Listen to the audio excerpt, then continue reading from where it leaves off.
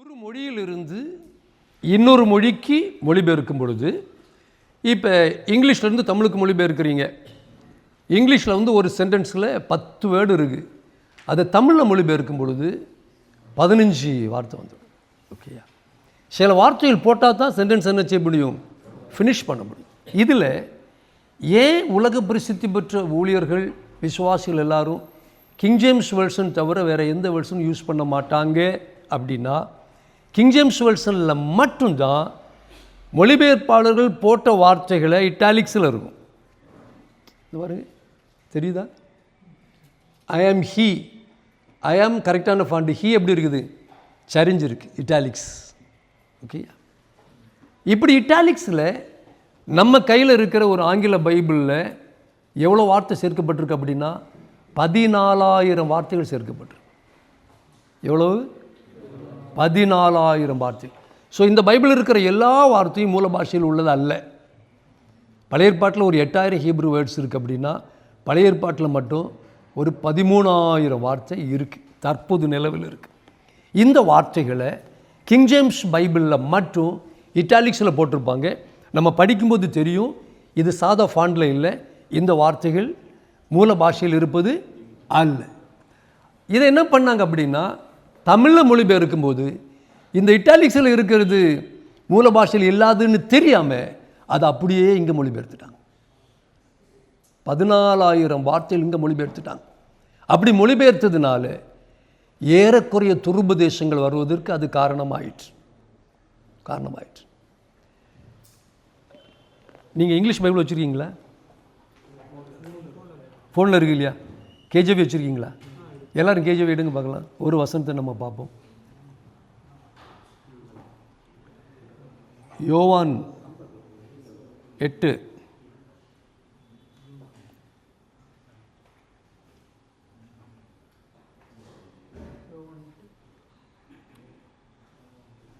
ஒரு நிமிஷம்.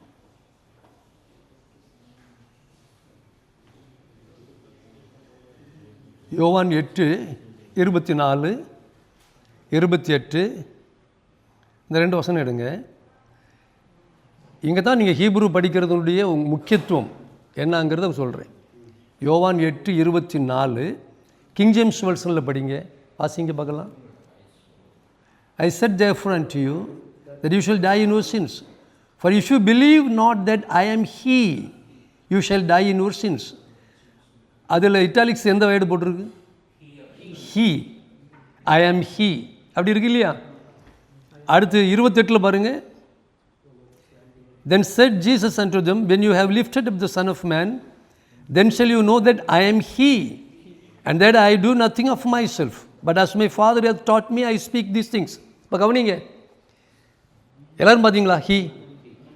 ஹீ இட்டாலிக்ஸில் இருக்கு இல்லையா? இது மூல பாஷையில் இல்லை. இப்போ தமிழில் வாசிங்க.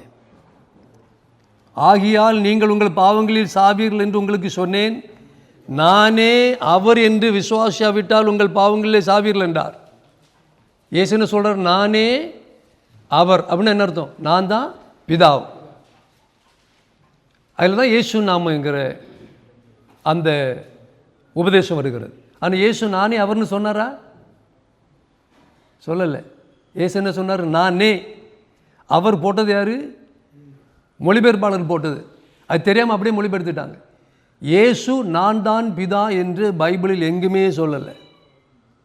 கிராமட்டிக்கலாக நான் கிரீக்கில் போய் உங்களுக்கு ப்ரூஃப் பண்ணுவேன். நானே அவர்னு சொல்லலை, நானே. இப்போ தமிழில் பொது மொழிபெயர்ப்பு வந்திருக்கு தெரியும் இல்லையா? அதில் பாருங்கள், நானே தான், அவர் கிடையாது. உலகத்தில் இருக்கிற ஒரு 150 மொழிபெயர்ப்பில் 130 மொழிபெயர்ப்பில் நானே தான், ஐ ஆம் த மெசாயா, அதை நீங்கள் விசுவாசிக்கணும்னு சொல்கிற ஒழிய நான் பிதான்னு சொல்லலை இயேசு. இப்போ பாருங்கள், உங்களுடைய மைண்ட் செட்டப் மாறிடும். அப்போ பிதா தான் இயேசு, இயேசு தான் பிதா, 3ல் 1, 1ல் 3, 1 தான் 3 தான், 3ல் 1, 1ல் 3, 3 தான் 1 தான், ஒருத்தர் 3 வந்தார், 3 பேர் ஒருத்தராக வந்தார். இதெல்லாம் போட்டு குழப்பி கடைசியில் முஸ்லீம் கேட்குற கேள்வியெல்லாம் பார்த்தீங்கன்னா நம்ம மானங்கட்ட கேள்வி கேட்குறான். டே நீங்கள் மொழி தானடா படிக்கிறீங்க, டே அதுக்கு கிராமர் இருக்காடா அப்படின்னு மானங்கட்ட கேள்வி கேட்குற காரணம் என்னென்னா, இந்த மொழிபெயர்ப்பு இதில் ஒரு வார்த்தை போட்டதுனால ஒரு உபதேசமே வந்துட்டு. ஓகேயா? இப்படி 14,000 வார்த்தைகள் மூல பாஷையில் இல்லாதவைகள் ஆங்கில பைபிளில் இருக்குது. கேஜிவியில் மட்டும் 14,000 இருக்குது. அப்படியானா தமிழில் எவ்வளோ இருக்கும்? 20,000 இருக்கும். ஓகேயா? இப்போ நாம் இந்த எபிரேய பாஷையை படிப்பது, உங்களுடைய இன்டர்வல் டைம் சொல்லுங்கள். எனக்கு தெரியாது. எத்தனை மணிக்கு? 11:30. ஓகே. இப்போ நீங்கள் இந்த எபிரேய பாஷை எதுக்கு படிக்கணும்? பாஸ்டர் சொன்ன மாதிரி தமிழே ஒழுங்காக தெரியல, இந்த பாஷையை போட்டு நான் எதுக்கு படிக்கணும்னு நினைக்கக்கூடாது. நீங்கள் வேத பாரகர்களாக போகிறீங்க. You are going to be the people of the word of God. ஓகேயா? நம்ம நாட்டு பிரசங்கி மாற மாதிரி நீங்கள் பிரசங்கம் பண்ணிங்கன்னா நானே அருவாளோடு வந்துடுவேன். எங்கள் ஊரில் வெட்டுக்கத்தின்னு சொல்லுவோம், பண்ணக்கூடாது. நம்ம நாட்டு பிரசங்கிகள் பண்ணுறது பிரசங்கம் கிடையாது, கொலை. என்னது? கொலை. அது பிரசங்கம் கிடையாது. பிரசங்கம் பண்ணணும்னா நீங்கள் எப்படி பண்ணணும் என்பதை புரிந்த பிறகு தான் அதை பண்ணணும். There is loss of interpretation. எபிரேயத்தில் லாஸ் ஆஃப் ஹெலல் அப்படின்னு சொல்லுவாங்க. இயேசுவும் சீசன்லாம் அந்த இன்டர்பிரிட்டேஷனில் தான் இன்டர்பிரட் பண்ணியிருக்கிறாங்க. கண்டமேனிக்கு ஒரு வசனத்தை படிச்சுக்கிட்டு கண்டமேனிக்கு ஆளாள் வாக்கில் பிரசங்கம் பண்ணுறதெல்லாம் கொலை தானே ஒழிய அது சரியானது கிடையாது. Of fact truths. என்னது? என்ன அர்த்தம்? அறவே காட்டு பிரசங்கம் பண்ணக்கூடாது. ஃபுல்லாக ப்ரெட்டாக கொடுக்கணும் அல்லது பண்ணாக கொடுக்கணும். ஓகே, பிச்சு பார்த்தாச்சுன்னா ஐயே அப்படி சொல்லக்கூடாது. அதுக்கு தான் நீங்கள் பைபிள் காலேஜ் வந்துருக்கிறீங்க. அதுக்கு தான் உங்களுக்கு என்ன செய்கிறோம்? ப்ரிப்பேர் பண்ணுறோம். ஆகையினால நீங்கள் இதை ரொம்ப கவனமாக புரிந்து கொள்ள வேண்டும். இப்போ நீங்கள் இனி கேஜிவி படிக்கும்போது உங்களுக்கு என்ன தெரியும்? ஹீ மட்டும் இல்லை, 14,000 வார்த்தைகள் நீங்கள் படிக்கும்போது தெரியும். இது மூல பாஷையில் இல்லை. உடனே நீங்கள் ஆப்பில் பார்ப்பீங்க. ஆப்பில் பார்க்கும்போது அங்கே ஹீப்ரூவில் லெட்டர் இருக்காது, கிரீக்கில் லெட்டர் இருக்காது. அப்போ நீங்கள் என்ன சொல்லுவீங்க? ஓஹோ, நம்ம இவ்வளோ காலமும் திருத்தத்தை பற்றி தப்பாக புரிஞ்சுருக்கிறோம். அப்போ எபிரேய பாஷையில் என்ன சொல்லுது, ஏன் இப்படி சொல்லுது என்பதை நீங்கள் அங்கே போய் படிக்கும்போது தான் நீங்கள் கரெக்டான பாத்தில் வருவீங்க, வழியில் வருவீங்க. அப்போ தான் ஒருத்தன் பைபிள் ப்ரீச்சராக மாறுறான். எப்போ? நான் சொல்கிறேன் பாருங்கள், இந்த பைபிளில் இருக்கிறதையே ஒழுங்காக கடைப்பிடிக்க முடியல, இதுக்கு மேலே கூட்டுறது எதுக்கு? கையில் கொடுத்துக்கிறதையே ஒழுங்காக கடைப்பிடிக்க முடியல. நான் சொல்கிறேன், இருப்பதை இருப்பது போல் படித்து இருப்பதை இருப்பது போல் மக்களுக்கு என்ன செய்யணும்? போதிக்கணும். நான் சொல்கிறேன் பாருங்கள், எனக்கு புரிஞ்சோ புரியலையோ, இந்த பைபிள் எல்லாருக்கும் புரியணும்னு நிர்பந்தம் இல்லை. ஆனால் நான் ஒன்று பண்ணுவேன். என்னென்னா, எனக்கு புரிஞ்சாலும் புரியாட்டாலும் பைபிளில் அப்படி இருக்குதா அதை அப்படியே நான் போதிச்சுடுவேன். ஓகேயா? ஒரு நாளில் ஆண்டதை புரிய வைப்பார், எனக்கும் அவனும் புரிய வைப்பார். அப்போ என்ன ஆகுன்னா, வார்த்தையை இங்கிருந்து எடுத்து அப்படியே என்ன செய்கிறோம்? கொடுக்குறோம். இங்கிருந்து நான் எடுக்கிறேன். சொல்லுங்கள், பைபிளில் இருந்து இருப்பது போல் எடுக்கிறேன். நல்லா கவனிங்க. இந்த பைபிளை அவங்க உருவாக்கும்போது தேவன் உருவாக்கலை, மனுஷன்தான் உருவாக்கினான். கேனானைஸ் பண்ணுங்கன்னு அவர் சொல்லலை, ஆண்டவர் அதில் கிரியை செய்திருப்பார், இல்லைன்னு சொல்ல. இதை உருவாக்கும்போது பைபிளில் முதல்ல எழுதப்பட்ட புஸ்தகம் எது? யோபின் புஸ்தகம். யோபின் புஸ்தகத்தை சேர்க்கலை, தள்ளிட்டாங்க. அது ஸ்டோரி, அதெல்லாம் இதுக்கு ஆகாது, இட்ஸ் நாட் ஸ்கிரிப்சர் அப்படின்னு சொல்லி தள்ளிட்டாங்க. ரொம்ப காலத்துக்கு பிறகு இவங்க விவாதம் பண்ணி எடுக்கப்பட்டதான் என்னது? உன்னத பாட்டு. சமீபத்தில் ஒரு போதகர், கிருபாசனம் சபையை சேர்ந்த போதகர் சபையில் சொன்னாரா, உன்னத பாட்டு புஸ்தகத்தை பைபிளிலிருந்து எடுப்பதற்காக நாங்கள் முயற்சி பண்ணுகிறோம், அது ஒரு மகா மட்ட ரகமான மோசமான புஸ்தகம். அப்படி உன்னத பாட்டு மோசமான புஸ்தகம் இல்லை, அவர் தான் மோசமான மனுஷன். உன்னத பாட்டு மாதிரி இந்த பைபிளில் ஒன்றுமே கிடையாது சார். உன்னத பாட்டு யாருக்காக எழுதப்பட்டது? இயேசுவோ சபையை பற்றி எதுவும் எழுதலை. உன்னத பாட்டு புருஷன் மனைவிக்காக எழுதப்பட்டது. உன்னத பாட்டை படிச்சுக்கிட்டு ஒரு புருஷன் மனைவி வாழ்ந்தாங்கன்னா அவங்க ஆதாம் எவ்வளோ மாதிரி வாழ்ந்துருவாங்க. உண்மையிலே அதுக்காக வச்சது. இப்போ நான் ஒரு கேள்வி கேட்குறேன், பதில் சொல்லுங்கள். உங்கள் கையில் இருக்கிற இந்த பைபிளை உங்களில் நிறைய பகுதியில் சந்தேகம் இருக்கும் இல்லையா? நான் சொல்கிறேன், 100% சந்தேகம் இல்லாமல் என்றைக்கு நீங்கள் அதை ஏற்றுக்கொள்கிறீங்களோ அன்னைக்கு தான் நீங்கள் 100% பைபிளை போதிக்க முடியும். உனக்கே சந்தேகம் இருக்குது, அப்போ நீங்கள் அடுத்தவங்களுக்குள்ள சந்தேகத்தை ஏற்படுத்திடுவீங்க தானே. வேத வாக்கியங்கள் எல்லாம் தேவ ஆவியினால். இங்கிலீஷ் அது அந்த அர்த்தம் என்ன? The scripture, all the words of God is Holy Spirit breathed. ஆவியானவர் ஊதினார். அதனால் இது ஆவியும் சத்தியமாக இருக்குது, ஜீவன் அதில் இருக்குது. அப்போ இந்த பைபிளை நான் படிக்கும்போது பாருங்கள், எனக்கு எதுவுமே அசிங்கமாக இருக்காது. ஏன்னா இது ஹோலி ஸ்கிரிப்சர். எதுவுமே அசிங்கம் இல்லை, மோசமானது எதுவும் இல்லை, தள்ளுபடி செய்ய வேண்டியது எதுவுமே இதில் இல்லை. இது 7 முறை அவர் 7 முறைன்னு சொல்லியிருக்காரு. 70 முறை புடமிட்டு நம்ம கையில் கொடுத்துருக்கிறாரு. இன்னி இந்த தங்கத்தை கொண்டு போய் ஒருத்தவங்க வந்து தீக்குள்ளே போட்டான் அப்படின்னா தங்கம் தான் பூமி வழியே, வேறு ஒரு வழி இல்லை.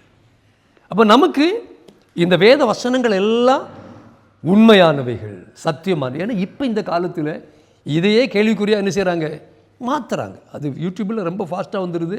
அதனால் இடர்ல அடைந்து ரொம்ப பேர் போகும்போது நீங்கள் வந்து இல்லை, நான் பாருங்கள், அகத்தியன் ஒருத்தர் இருக்கார் தெரியுமா? அகத்தியன் வந்து எப்பவும் எங்கள் டெய்லி அவனுக்கு ஒரு 5 மணிக்கு ஸ்பெண்ட் பண்ணுவார். அப்போ அவர் கேள்வி கேட்பார், ஆண்டவர் மேலே நிறைய கேள்வி கேட்பார். கடைசியில் ஒரு நாளைக்கு என்கிட்ட சொன்னார், நீங்கள் தேவனுக்காக வழக்காடுறவர் அப்படின்றார். ஏன்னா நான் விட்டு கொடுக்கவே மாட்டேன். இல்லை அது சரியில்லை, ஆண்டவர் தான் கரெக்டு, நான் கண்டுபிடிச்சி சொல்கிறேன் அப்படி கண்டுபிடிச்சி சொல்லிவிடுவேன். நீங்கள் தேவனுக்காக டிஃபெண்ட் பண்ணுறவர் அப்படின்னு ஒரு நாளைக்கு சொல்கிறார். ஏன்னா அவரை விடவே மாட்டேன். அவர் என்ன கேள்வி கேட்டாலும் நான் பைபிளில் இருந்து அப்படி இல்லை இப்படி தான் அப்படின்னு நினச்சி செய்துருவேன், ப்ரூஃப் பண்ணிடுவேன். அதை அப்படி எடுத்து அவர் அவருடைய பிரசங்கத்தில் சேர்த்து பண்ணுவார். இது மாதிரி நீங்கள் இந்த பைபிளிலிருந்து கேள்விகளை உண்டு பண்ணுவதற்கல்ல, இந்த பைபிள் மெய்யாகவே தேவனால் கொடுக்கப்பட்டது என்பதற்கு சாட்சிகளாக இருப்பதற்கு தான் பைபிள் காலேஜ் வந்துருக்கிறது. ஆமே. நமக்கு புரியாதது நிறைய இருக்கும். புரியாதவைகள் இட்ஸ் நாட் டவுட். நான் என்னுடைய ஹீப்ரு ஸ்காலர்கிட்ட father I have a doubt அப்படின்னு சொன்னோம். It's question, it's not doubt, it's question. நம்ம பழகிட்டோம். ஒரு கேள்வி உங்களுக்கு இருக்கும், அதை இந்த பைபிளிலிருந்து தேவன் உங்களுக்கு என்ன செய்வார், ப்ரூஃப் பண்ணுவார். ஆனால் அந்த கேள்வி உனக்கு விடை தெரியாதபடினால அது பொய் அப்படின்னு நீங்கள் என்ன செய்ய முடியாது, சொல்லக்கூடாது. உனக்கு விட தெரியாது, எனக்கு விட தெரியும், எனக்கு விட தெரியாது, பாஸ்டருக்கு விட தெரியும். எங்கேயோ ஒருவனுக்கு அதை என்ன செய்வார், தேவன் வெளிப்படுத்தி இருப்பார். அப்போ இந்த எபிரேய பாஷையை நாம் கற்றுக்கொள்வதன் மூலம் நாம் heavily going to be rooted in the word of God.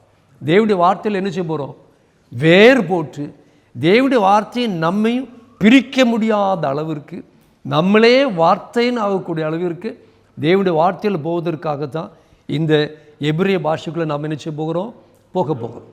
ஓகேயா? அடுத்து பாருங்க, பைபிளை படிக்கும்போது மாங்காய் மண்டைனா படிக்கக்கூடாது. யாரு? எங்கள் ஊர் பாஷை மாங்காய் மண்டை அப்படின்னு சொல்லு. ஏன் அப்படின்னா பைபிளை படித்த ஒரு கூட்டம் பேர் மாங்காய் மண்டை. எனக்கு இந்த பைபிளில் ரொம்ப பிரியமான ஒரு வசனம் இருக்குது. இயேசு சொன்னார், வாசிக்கிறவன் சிந்திக்க கடவன். என்னது? சத்தமாக சொல்லுங்க, இன்னும் சத்தமாக சொல்லுங்க, இன்னும் சத்தமாக சொல்லுங்க. பைபிளில் இருக்கு அப்படின்னு போதிக்கக்கூடாது. அது என்ன செய்யணும்? இது யார் சொன்னது? நான் பாருங்க, ஒரு பைபிள் பேச படிக்கும்போது ஒரு புக் இருக்கும், அதில் who set it, to whom set it, யார் சொன்னது, யாருக்காக சொன்னது, எப்போது சொல்லப்பட்டது, எதற்காக சொல்லப்பட்டது, ஏன் சொல்லப்பட்டது, இவ்வளோ கேள்விகளை போட்டு அவ்வளோ எழுதி எழுதி எழுதி படிக்கிறதுனால பைபிள் நமக்கு தரவு பாடமாக என்ன செய்துடும், உள்ள வந்துடும். ஓகேயா? இப்போ என்ன சொன்னேன்? வாசிக்கிறவன் சிந்திக்க கடவன். ரைட். சிந்திக்காம பைபிள் இருக்கு அப்படின்னு சொல்லிட்டீங்கன்னா இங்கே முடிஞ்சிடும். பாருங்க, பைபிளை எவ்வளோ பேர் படித்தான், அதில் ஒருத்தி படித்தான், முழு பைபிளையும் படிச்சுக்கிட்டு அவளுக்கு ஒரே ஒன்று முழு பைபிளையும் பிரதானமாக தெரிஞ்சுது. அது என்ன அப்படின்னா, கர்த்தர் ஓய்வு நாளை பரிசுத்தப்படுத்தினார், ஆனபடியால் ஓய்வு நாளை பரிசுத்தமாய் ஆசரிக்க கடவர். இந்த முழு பைபிளையும் படிச்சுட்டு உங்களுக்கு என்னைக்கு அப்படி தோணுச்சா? 30,000 மணிக்கூர் படித்த பிறகு எனக்கு அப்படி தோணலை. உடனே அவள் ஒரு மூமெண்ட் தொடங்கிட்டா. என்னது அது? Seventh day. அவங்க எல்லாத்தையும் கனெக்ட் பண்ணி எங்கே கொண்டு விடுவாங்க? Seventh day. ஒன்று வியாதி வந்துட்டு, நீ செவன்த் டே நீ ஓய்வு நாளை பரிசுத்தமாக ஆசரிக்கிறாயா? ஆமாம், ஓய்வு நாளை பரிசுத்தமாக ஆசரிச்சவனுக்கே வியாதி வந்தது. ஓகே, இப்படி அங்கே போயிடுவான் ஒருத்தன். அப்படி அங்கே போயிட்டான். இன்னொருத்தன் படிச்சுக்கிட்டு இன்னொரு ரூட்டில் போயிடுவான். மொத்தமாக படித்து ஒழுங்காக புரிந்த பிறகு தான் இதை என்ன செய்யணும்? போதிக்கும். அதற்காக நாம் இந்த எபிரேய பாஷை என்ன செய்கிறோம்? கற்றுக்கொள்கிறோம். இதோடு இது it's not a Hebrew language, biblical Hebrew. இப்போ பாருங்க, இந்த பைபிள் இருக்கிற வசனங்கள் எல்லாமே customs and manners of Bible times. இது ஒரு குறிப்பிட்ட ஜனத்தினுடைய கலாச்சாரம். ஓகேயா? எந்த ஜனம்? It's not only Jews, Gulf nations. பாருங்க, பைபிளில் இருக்கிற எந்த நாடுகளாக இருக்குது? Egypt, Lebanon, Iran, Iraq, Syria, அந்த ஏரியா முழுசில் இருந்த மொத்த கலாச்சாரமும் எங்கே இருக்குது? பைபிள் இருக்குது. பிரத்யேகமாக இஸ்ரவேல் ஜனங்களுடைய கலாச்சாரம். இந்த கலாச்சாரம் தெரியாமல் நீங்கள் பைபிளை பிரசங்கம் பண்ணின்னு வச்சுடுங்க, மிஸ் பண்ணிவிடுவீங்க. எங்கள் பைபிள் பிரசங்கம் பண்ணும்போது படிக்கும்போது கலாச்சாரம் உங்களுக்கு ஏன் சொன்னார், எதுக்காக சொன்னார், கேட்டவங்க யார் பாருங்கள். இப்போ நீங்கள் தமிழியன்ஸ் இதை கேட்குறீங்க. அங்கே இயேசுடைய பிரசங்கத்தை கேட்டது யார்? யூதர்கள். வசனத்தை கலாச்சாரம் தெரிந்தவங்க. அவங்க கலாச்சாரத்திலிருந்து அவர் அதை என்ன செய்கிறாரு? போதித்து கொடுத்துட்டு இருந்தார். இப்போ சிம்பிளாக சொல்கிறேன் பாருங்கள். தாவீது சொன்னார், உம்முடைய வசனம் தேனிலும் மதுரமாக இருக்குது. திருமண தேனிலும் தேன் கூட்டிலிருந்து ஒழுகிற தேன் கட்டையிலும் மதுரமாக இருக்குது அப்படின்னு சொல்கிறார். இதை தாவீது சொல்லும்போது யூதர்களுக்கு தெரியும், ஆனால் நமக்கு தெரியாது. நம்ம என்ன நினைக்கிறோம்? வசனம் தேனிலும். உங்களுக்கு வசனம் அப்படி இருக்குதா? நீங்கள் எப்போ நக்குனீங்களா? இதை நக்கி பார்த்தீங்களா? அப்படி இல்லை இல்லையா? சரி, இது ஏன் அவர் சொன்னார் அப்படின்னா அதுக்கு ஒரு கலாச்சார பின்னணி இருக்குது. ஒவ்வொரு கிராமத்துலேயும் ரபாய்ஸ் இருப்பாங்க, போதகர்கள். அவங்க என்ன பண்ணுவாங்க? இந்த குட்டீஸ் எல்லாரும் சின்ன குழந்தையாக இருக்கும்போது எல்கேஜி, அவங்களுடைய எஜுகேஷனே இதுதான், பைபிள். அப்போ இந்த குட்டீஸ் எல்லாரையும் கூப்பிட்டு இடிச்சிட்டு ஒரு அத்திமரத்து நிழலில் அந்த ரபாய் உட்காந்துக்கிட்டு இந்த பிள்ளைங்களெல்லாம் உட்கார வச்சுக்கிட்டு தோராவை என்ன செய்வாங்க? போதிப்பாங்க. போதிக்கும்போது ஆல்ஃபபெட் போதிப்பாங்க. ஆலஃப் பெத், அப்புறம் எழுத சொல்லுவார். கேன், கிருபை, விசுவாசம், அன்பு எழுத சொல்லுவாங்க. இது எழுதும்போது எப்படி எழுதுவாங்க அப்படின்னா ஒரு ட்ரிக் பண்ணுவாங்க. ஒவ்வொரு குழந்தைக்கும் ஒரு சின்ன பவுல் இருக்கும். அந்த பவுலில் கொஞ்சம் தேன் இருக்கும். அவன் கையில் ஒரு பெண்ணு மாதிரி ஒரு தூவல் இருக்கும். இந்த தேனில் தொட்டு லெதரில் என்ன செய்யணும்? எழுதணும். கோல்டு கலரில் இருக்கும், அழகாக இருக்கும். அப்போ பிள்ளைங்களை பார்க்கும்போது எப்படி இருக்கும்?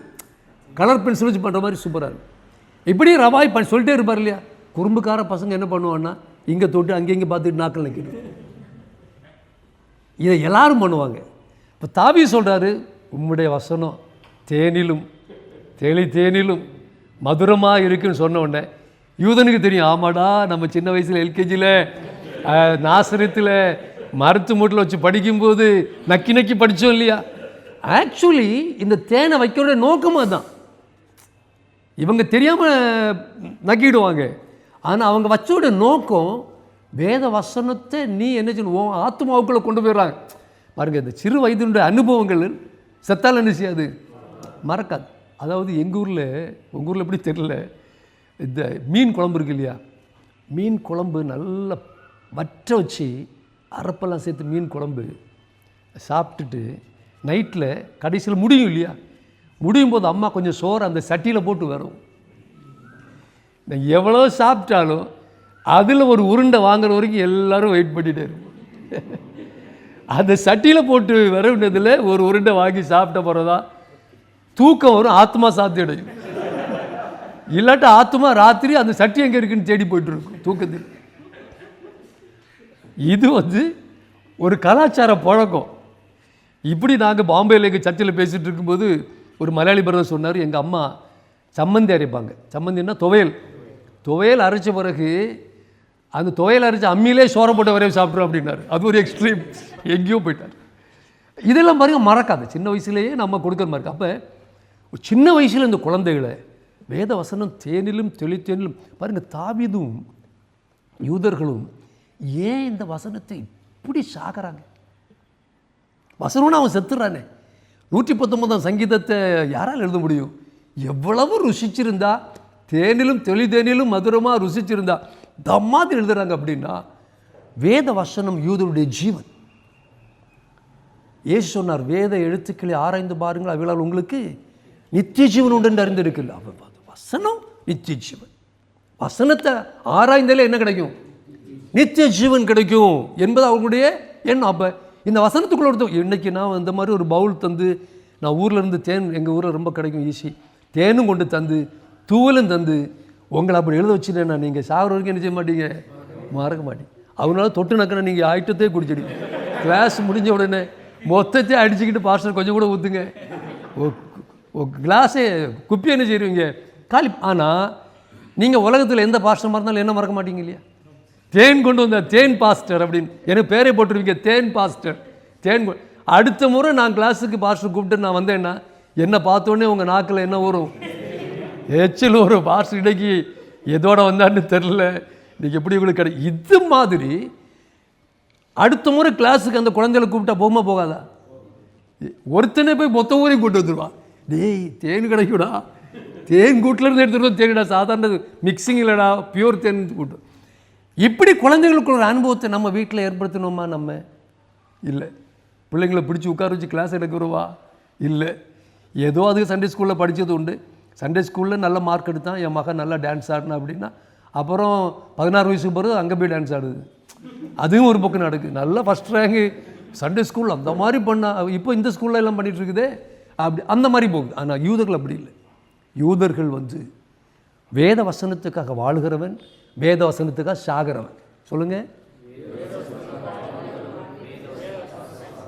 இப்போ நம்ம பகல் 11:30 மணிக்கு, ஓகே, உங்களுக்கு இன்டர்வல் டைம் ஆகிட்டு 11:30 மணிக்கு நம்ம இருக்கிறோம் இல்லையா?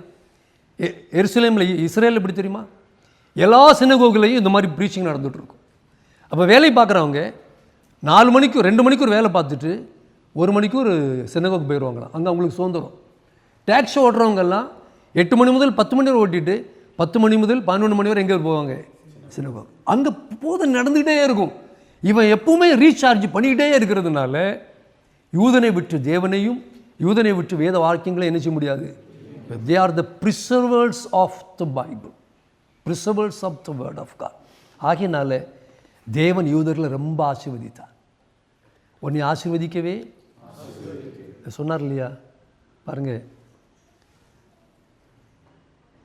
உலகத்தின் மொத்த ஐஸ்வர்யத்தில் 90% யார்கிட்ட இருக்குது அப்படின்னா யூதர்கிட்ட இருக்குது. இல்லையா? மைக்ரோசாஃப்ட் யூதனுடையது, ஃபேஸ்புக் யூதனுடையது, கூகுள் யூதனுடையது, யூடியூப் யூதனுடையது, டிஸ்னிலேண்டு யூதனுடையது, ஒராக்கிள் யூதனுடையது, ஃபார்ச்சூன் 500 கம்பெனிஸ் முழுசும் யாருக்குள்ளது? யூதனுக்குரியது. உலகத்தின் மிக சிறந்த பத்திரிகைகள், டெலிகிராஃப், டைம்ஸ் எல்லாம் யாருடையது? யூதனுடையது. உலகத்தின் மிக சிறந்த டெலிகம்யூனிகேஷன் நெட்வொர்க்ஸு உலகத்தில் அதிகம் கண்டுபிடிச்சது யார்? யூதனும் அவனோடு சேர்ந்த கிறிஸ்தவனும். உலகத்தில் அதிக நோபல் பிரைஸ் யாருக்கு? யூதனுக்கும் கிறிஸ்தவனுக்கும். நீங்கள் போட்டிருக்கிற பேண்ட்டு ஷர்ட்டு முதல், ஜட்டி முதல், கையில் வச்சுருக்கிற மொபைல் ஃபோன் முதல், பென்னு முதல் அவ்வளோத்தையும் கண்டுபிடிச்சது யார்? யூதனும் கிறிஸ்தவனும். அப்படி உலகத்தின் ஆசீர்வாதங்களை தேவன் அந்த ஜனத்துக்கு என்ன செய்துட்டார்? அப்படியே கொடுத்துட்டார். ஆகையினால நீங்களும் இதை மூல பாஷையில் படிக்கும்போது உங்களுடைய வாழ்க்கையிலும் ஆசீர்வாதம் மழையாக வரும். அனுபவம் சொல்லுகிறேன். 3 விதமான மக்கள் உலகத்தில் இருக்கிறாங்க. ஒன்று, தேவன் கேட்காமலே கொடுக்குற மக்கள், ஃபஸ்ட்டு ப்ரிஃபரன்ஸ், ஆசீர்வதிக்கப்பட்டு. 2, கேட்டு கொடுக்குறோம். 3, கேட்டாலும் கிடைக்காது, கேட்காமலும் கிடைக்காது. இதில் 3வது இடத்துல நீங்கள் என்ன செய்யக்கூடாது? இந்த ஆசீர்வாதங்களெல்லாம் உண்மையில் பலிக்க முடியும். All this blessings will come upon you and overtake you அப்படின்னால. இந்த அனுபவத்துக்குள்ளே போகிறதுக்கு எபிரேய பாஷையை படிக்கிறவங்க அந்த அனுபவத்துக்குள்ளே போயிடுவாங்க. அது அனுபவ ரீதியில் கர்த்தர் உங்களுக்கு அப்படி செய்வாராக என்று